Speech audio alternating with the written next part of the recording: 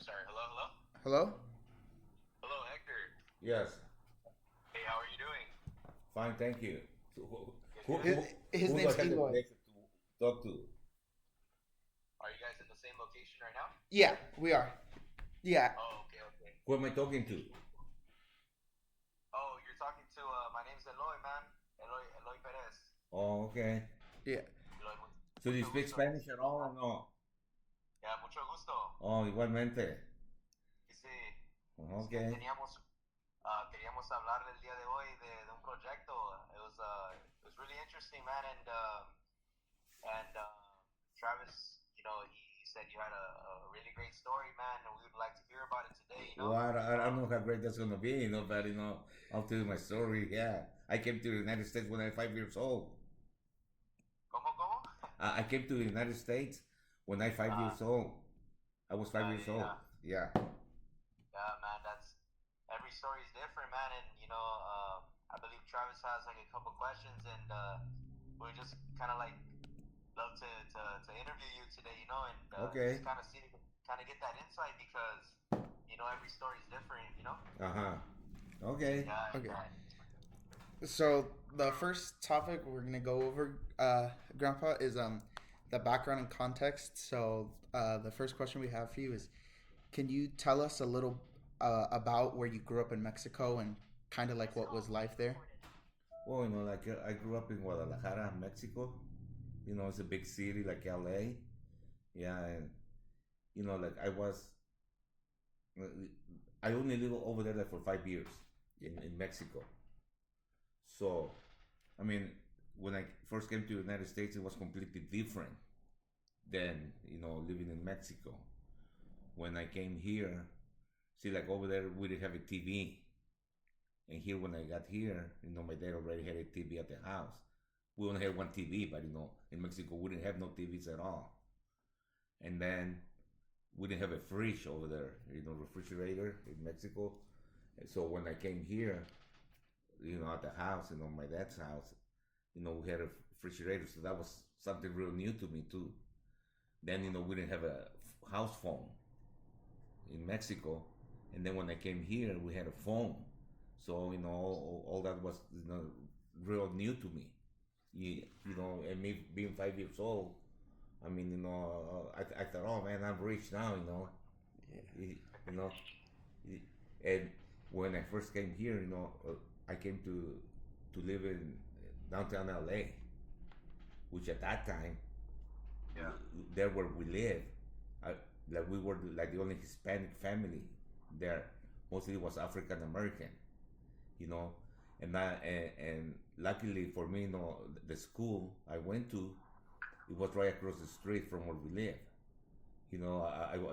I went to San Pedro Street School in downtown LA, and we used to live on 18 in San Pedro.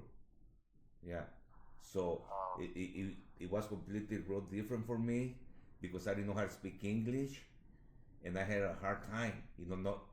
Nobody was there to translate for me. No one else spoke Spanish there.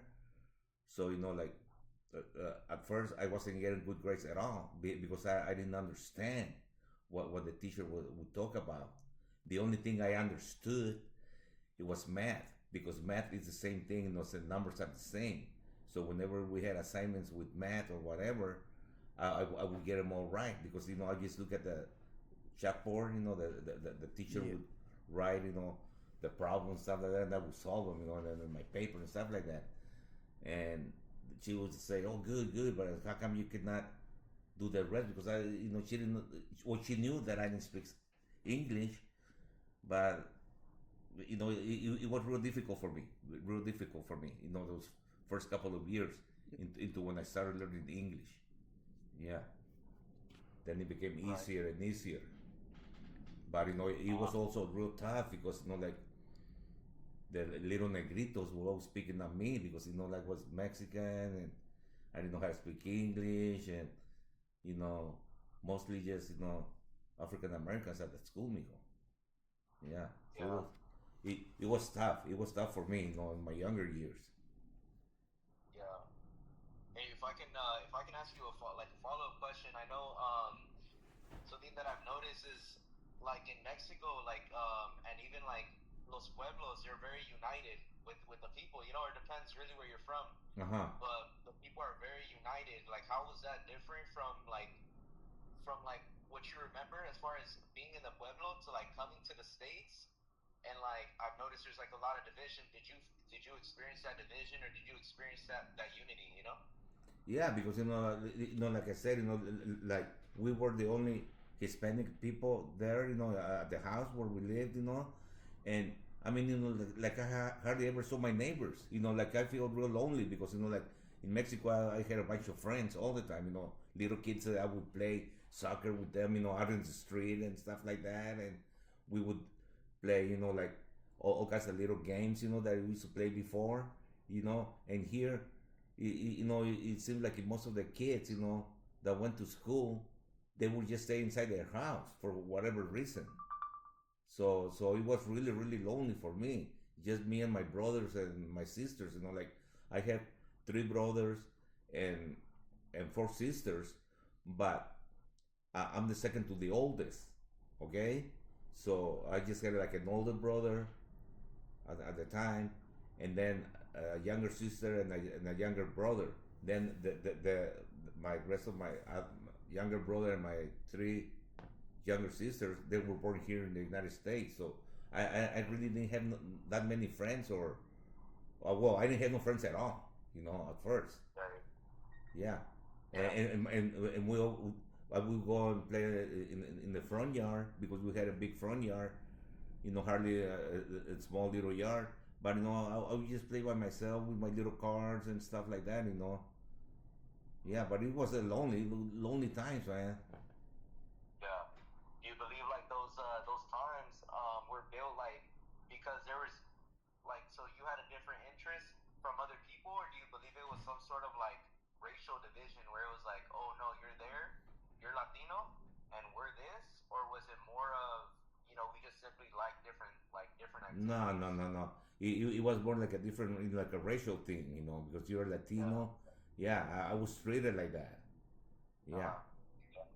Yeah, yeah.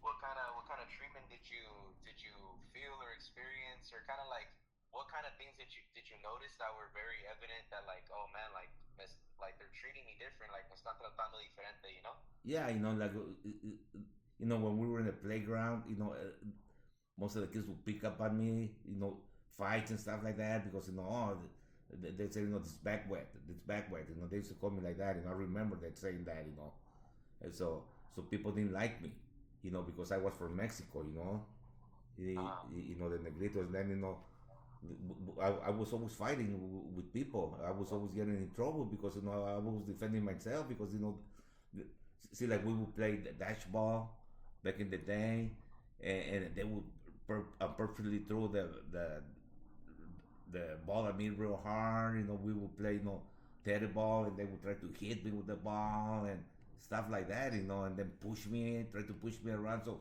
I would push them back, and yeah, like it seemed like if I was a troublemaker, but I wasn't. I was just defending myself. But like I could not explain myself, to like to the principal and stuff like that because they would send me to the principal office a lot of the times. But I was just Yeah, defending yeah. myself, but I didn't know how to speak English, so I didn't know how to explain to them, that it was them picking on me. I wasn't picking on them, and I didn't Uh, have no friends at all, to back me up or to say, oh yeah, yeah, I witnessed that, that they're picking on him, no, it was completely different, man. yeah, yeah. So like I'm hearing that like because I've also heard it from my prior experience as well, like a lot of misunderstanding, no, like people would not understand where you're coming from, but from the outside looking in, it looks like quote unquote you're the bad kid. But like if Exactly. you could tell us a little more about like how that like perhaps how people perceived you because of like the way you responded, even though you were just trying to protect yourself, you know? Yeah, well, like like I would get bad grades, and then like they would say no to my mom and dad, and then luckily like we had a neighbor, our next door neighbor, they were an older couple. See, like my mom and dad at that time, they were in their early 30s, like 31, 32 years old, but these neighbors, they were like in their 60s already, but they knew how to speak good Spanish and good English. And a lot of the times they would have to go with me and my dad and translate, for us, and tell the principal, what was going on, you know.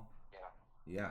Yeah, Uh-huh. we had to rely on them. Then, whenever my dad needed to fill out some paperwork, for school or whatever, our neighbors would do that for us because my dad did not know how to write or speak English either. Mm-hmm. Yeah. Okay, and then the next big question would be, what was your like first impression on the? I mean, sorry, it's Can you describe like the process of traveling from Mexico to the U.S.? Like, how did you prepare for it, and then like what challenges or obstacles did you face on the journey? Well, the traveling, it wasn't that bad because, see, like my dad, he he had a car. He drove a car down to Mexico, but back in the day, like they had just rebuilt the engine, and in those days you had to break in the engine before you could actually drive it long distances and far. And my dad didn't wait that long, so the car did not make it all the way to Guadalajara. So so coming back, because but my dad came to the United States 2 years before we did, and my mom told my dad, you either come and live with us in Mexico, or everybody, you, or you take everybody, and so we can be together as a family in the United States. So that's what my dad did. So we came on the bus. We rode a bus all the way, from Guadalajara to El Paso, Texas. I came into El Paso, Texas. Yeah.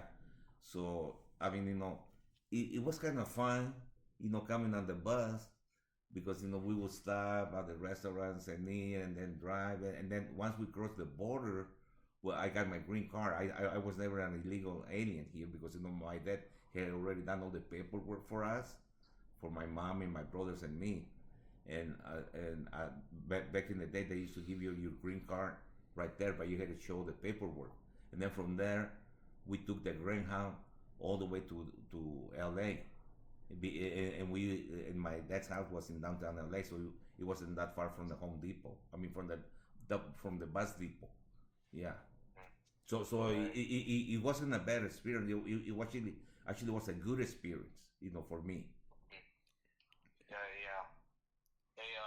Like a follow up question on that too.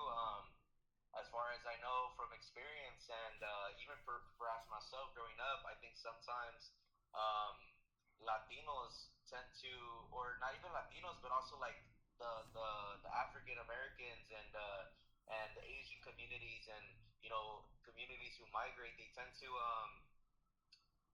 kind of not be proud of who they are. Was there ever a time that you felt that way? Where, as far as, because from my understanding, there's also times where Latinos shy away from their identity. No, You but know, like, and that's why I always got in trouble, because I was, tell I'm proud of being a Mexican, because I was born in right, Mexico, and I was always, uh-huh, even to the date, now.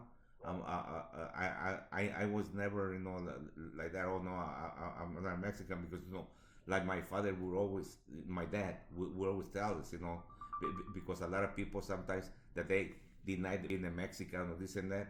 And then in Spanish, my dad would say, ¿Y cuándo te vas a quitar el nopal de la cara? uh-huh, yeah, You understand that, right? right, yeah, yeah, yeah, Yeah, meaning that you're Mexican, you're always gonna be a Mexican, no matter what you say, no matter what you think. uh-huh, Yeah. So my dad from see, and then my dad, he never wanted us to speak English inside the house, always Spanish. uh-huh, See, and my wife, she's got some cousins that they were born in Mexico, and they also came on a young age, and they always spoke English all the time, so they forgot to how to speak Spanish. Now they speak the Spanish really broken.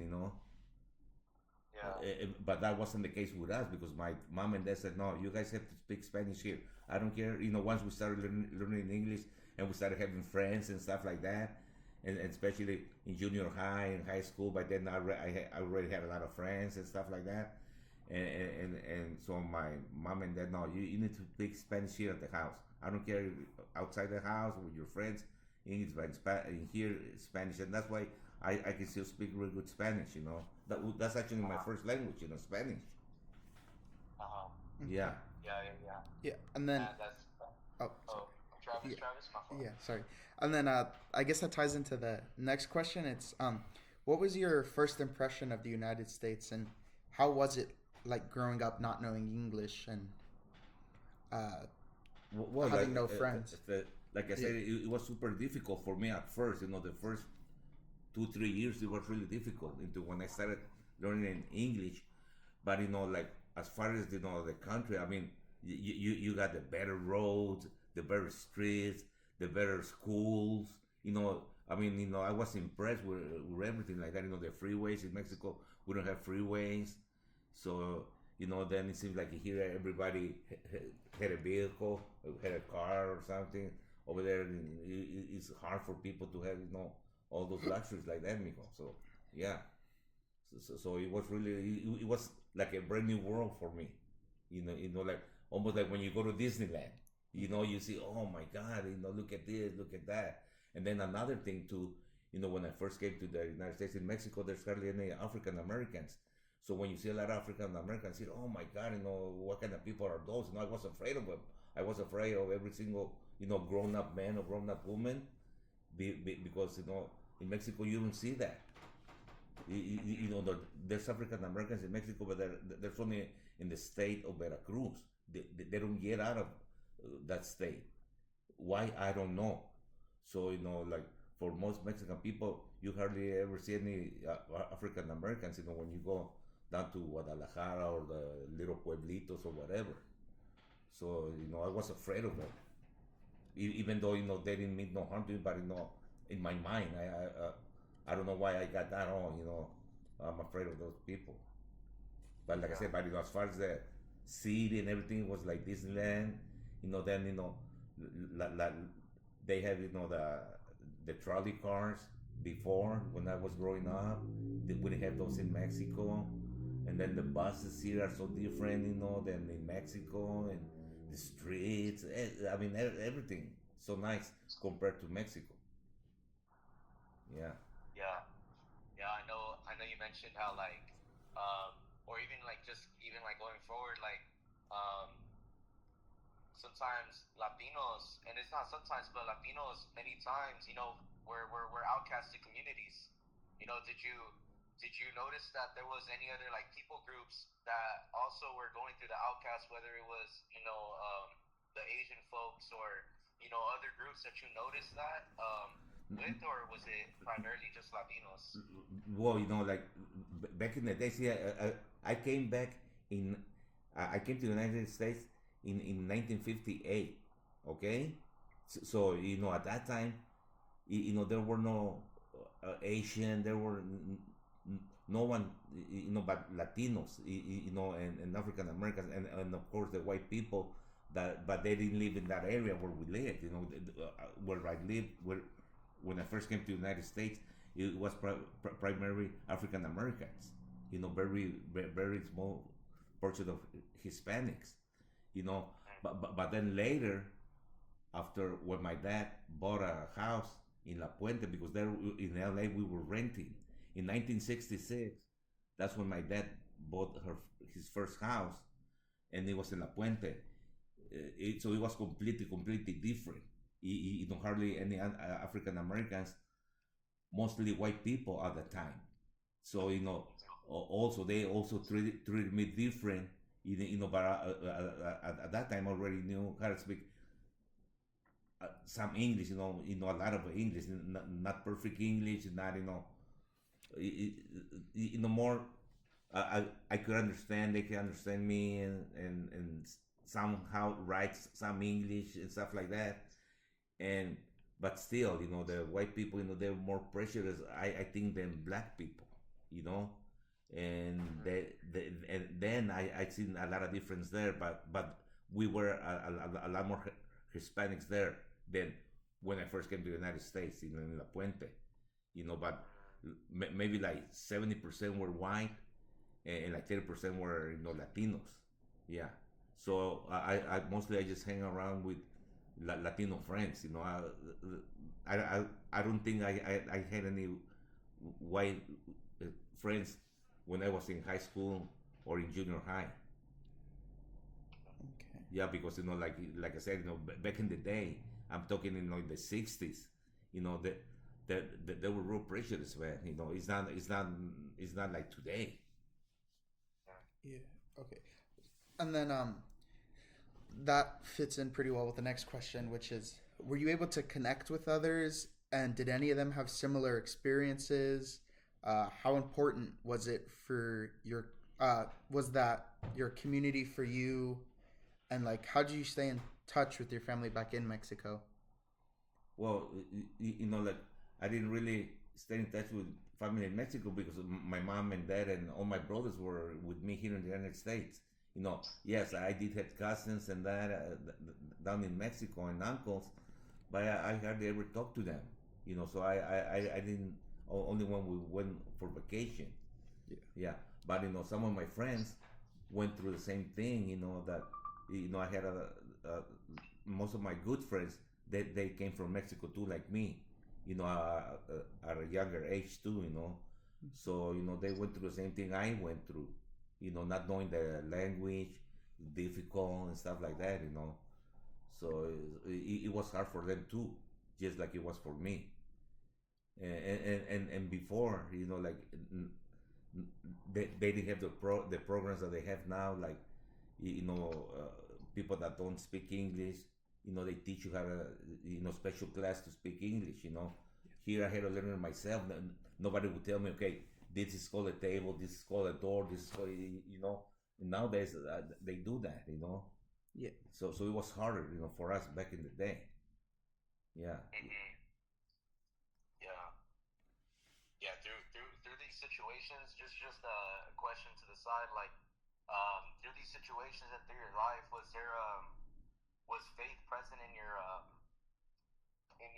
life? Was it something that you look to and held on to, like as Oh far yeah, as it's still up to now. I always had faith. I always, believe in God, and always, I will always pray and stuff like that. And because that's why I was brought up. In Mexico, you have a lot of faith. Like you always grow up, thinking about God and stuff like that. That's one of the main things in Mexico. mm-hmm, But here, where what I find out too, there's all kinds of different beliefs, different religions, different. In Mexico, like 99% of people are Catholic. Okay, mm-hmm, when you come to the United States, oh my God, like you you you, you see all kinds of different as the religions here, different faiths. So now you start wondering sometimes, am I in the right one? Am I the one that's really going to take me to heaven? Am I, you know? But like a lot of the people all through the years have tried to convince me to change, my faith, and I tell everybody, you know what? I was born as a Catholic, and I'm gonna die as a Catholic, you know? mm-hmm. Yeah. Okay, okay, yeah, yeah. It's really interesting, really interesting. Travis, if you have a follow up question, man.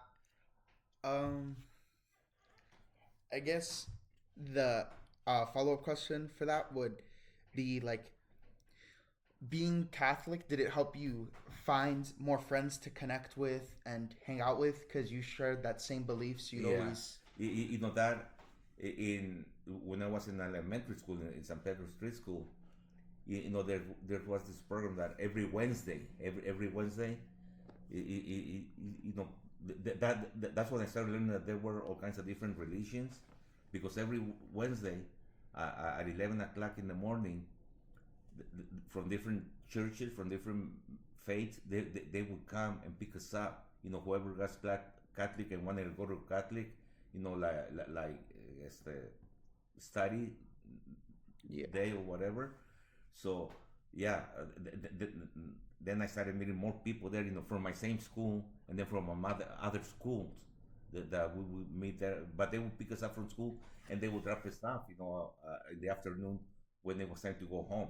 We were there like for 2 3 hours, like Bible study. Okay, but yeah, I made more friends being Catholic like that. Yeah, and the majority were Catholic. You know, the people that would go to the we were in that program, yeah. And then like I also volunteered. Once I started learning English, I volunteered to work in the cafeteria. So I would get off like half an hour before lunchtime, for my class, and go help in the cafeteria. I used to serve the food, on the trays, Yeah. for all the students, and then we had to stay there and clean up, and then we would get at the time, we didn't get paid or anything, but we get a ice cream bar at 50-50. That was a reward, at the end of the day for helping. So I will always look forward for the ice cream bar, the 50-50. That's all we got, Yeah. but but Yeah. but to me, like I said, in Mexico, we don't have no 50-50s. They're different.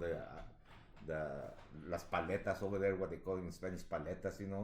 So these ones, they tasted so good to me. And they, oh man, I'm rich. Eating this ice cream here. Yeah. Hmm. Yeah, Yeah. I mean, completely different than in Mexico, man. right. Yeah. Yeah. I know. I've heard from like just to tie it back into like the conversation too. We're talking about the faith and stuff. Do you believe or did you see that faith united? Because ultimately going to school and being in the inner cities and being in LA and there was a lot of division and a lot of separation and whether it was skin tone or passions or different interests or pride or whatever it might be. Do you believe or did you ever see that faith united? Yes. Different cultures and different backgrounds. Oh, yes, we did. Yeah, yeah, yeah, yes, I did, because like I said, I had more friends, even there at my school, and then after school, I started having more friends because, like I said, they went to different schools, but we would meet at the same church. So yeah, I thought that brought me together with other people, because of church, because of being Catholic, Mm-hmm. and then the church. See, like I went, it was called Santo Toribio. The church that they would take us from school. But my dad and mom liked to go to San Jose, which was a different direct. It was north of our house, maybe like 10 blocks away, and Santo Toribio was south, like 2 or 3 blocks away from the house. It was actually closer to Santo Toribio, but my mom and dad liked San Jose better because it was a bigger church than that. And then there I would see people that I went to Bible study with them, from different schools. Yes. So yeah, that united me with more people, going through to the Bible study. Okay. And then our last question for you would be, how has your life changed since you've moved here from Mexico, and what does home mean to you? Like, is Mexico um is Mexico still home for you, or have you come to see the U.S. as your new home? And like, what advice would you give to others who are considering the same thing, and what dreams or hopes you have for the future and for you and your family? Okay, see, so I'll never forget I'm Mexican because I was born in Mexico, but now that I've been here for over 60 years, like 65 years, so I consider the U.S. my home now. And like my dad always told me, do good in school, don't get in trouble, and I did, so and I learned the trade from my dad. I do body work and painting, and now I work for Metro downtown LA, which is a government job. Like I became a U.S. citizen maybe like 40 years ago, and to have that job that I have now, you need to be a U.S. citizen. So I'm thankful for that, and I do call the United States my home now. I feel like this is my home, even though I wasn't born here. But I met my wife here, but she's a U.S. citizen. She was born here. Then I have my grandchildren, my sons, everybody here. So yes, I consider here my home now. I don't think I will ever want to go back and live to Mexico. I will go for vacation, but not to live down there because now my my family's here. Like my sons, grandchildren, my wife, brother-in-laws, everybody's here already. So I don't think I would like to go to Mexico no more. Yeah, what would you tell perhaps a 7-year-old who is right now going through what you went through, and he's just wanting a sense of direction or kind of like a consejo, some advice? What would you pour into him? Just don't give up. Don't give up. Keep trying. Keep trying. And I mean, you're gonna have to jump through a lot of hurdles because it's tough. It's tough. Coming as an immigrant, it's really tough because people want to take advantage of you. You know, it, it, because you don't speak English, because you don't know the law, they, because they know that you'll do anything just to stay here in the United States, and a lot of the people, especially when you come here illegally, thankful I didn't have to go through that, but a lot of people get abused because oh no, I'm gonna call the immigration to so that they can take you out of here or report you or whatever, so you always have that fear, because a lot of my friends have that fear.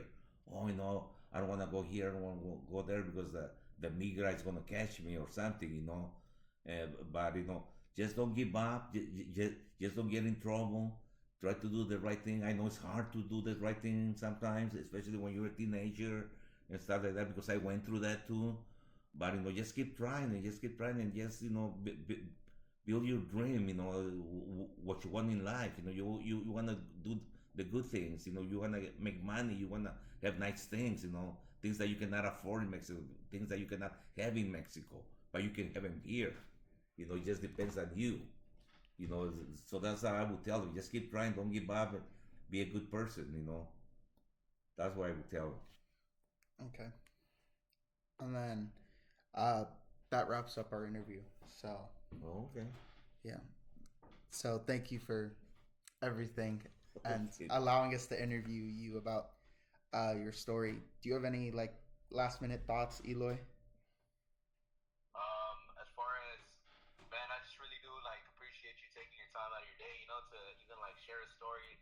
I know it's for the course, but do take away some takeaways, that I will apply, and it changes my perspective on a couple things, like my faith, uniting, um, or even things that perhaps we overlook, people really are going through or experiences, so I think it shows me, it shows us to always be considerate of others, and once again I really want to thank you for your time, and Yeah. See, and then I want to add a little bit more right here. See, one of my sons, like when he was a middle reader, okay, you know, like he told me, oh, Dad, I gotta go to La Puente and I gotta go to Baldwin Park, and a lot of Mexican people there. I don't know if I'm gonna get in trouble. And I said, mijo, you know, the people that come from Mexico, they don't want no trouble because most of them are illegal, so so so so they don't want to get in trouble. All they want to do is just work, so they can send money back home to help their parents or children or whoever, because they're real poor over there. So those people are never going to give you no trouble. The ones that are going to give you trouble are the children right here. Those are trouble people. But most of the Mexican people that come from Mexico, they just want to come and work, and they do the cheap, work, they pay them cheap and stuff like that, but that's more than what they have over there in Mexico. So those people don't want no problems, so you're never gonna have problem with those kind of people.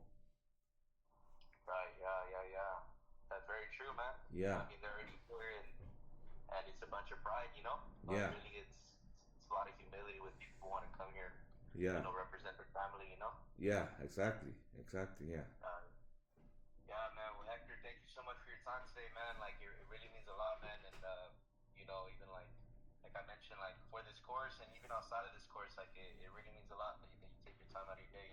Okay, thank you so much, and I hope I can meet you in person one of these days, man. Yeah. Primero Dios, man. Yeah, I would like to meet you in person. Okay, do you live here in Yeah. the area or no? One more time. Do you live here in the area or no? I'm in Ontario. Oh, okay, well, no, not that far from here. Yeah, Let's see.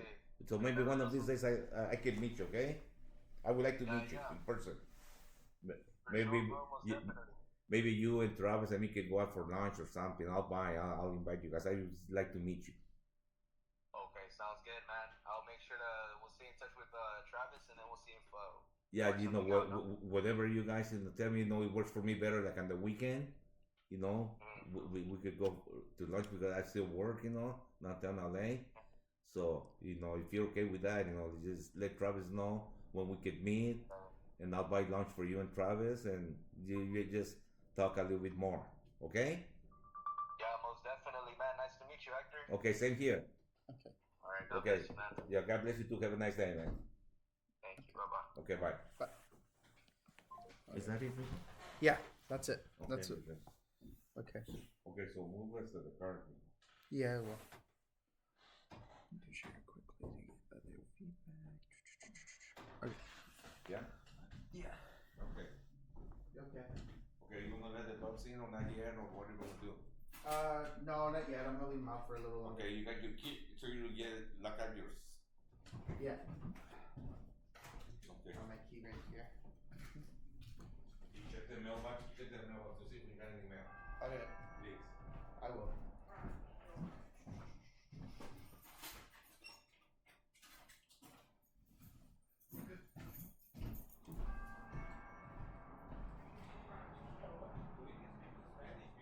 Huh?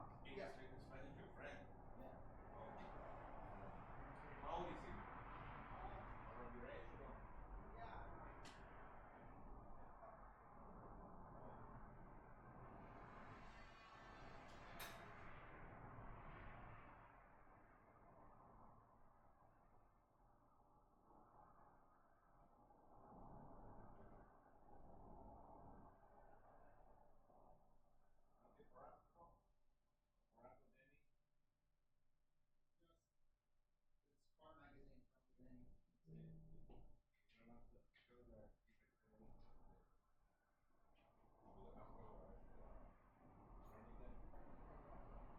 He ate something that he could not eliminate with food fees, so they charged Uncle Danny $3,000.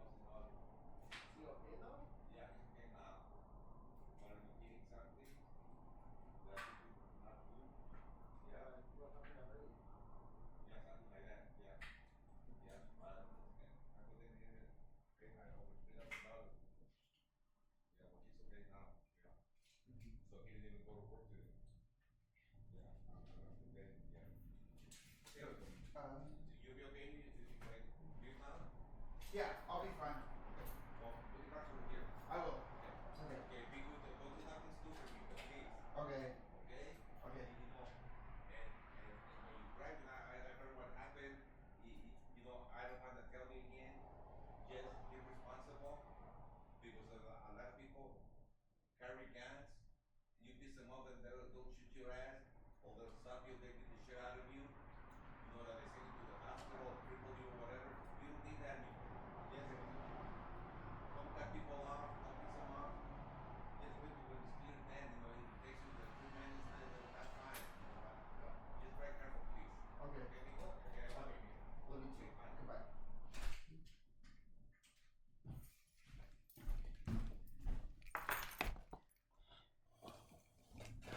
No. Okay.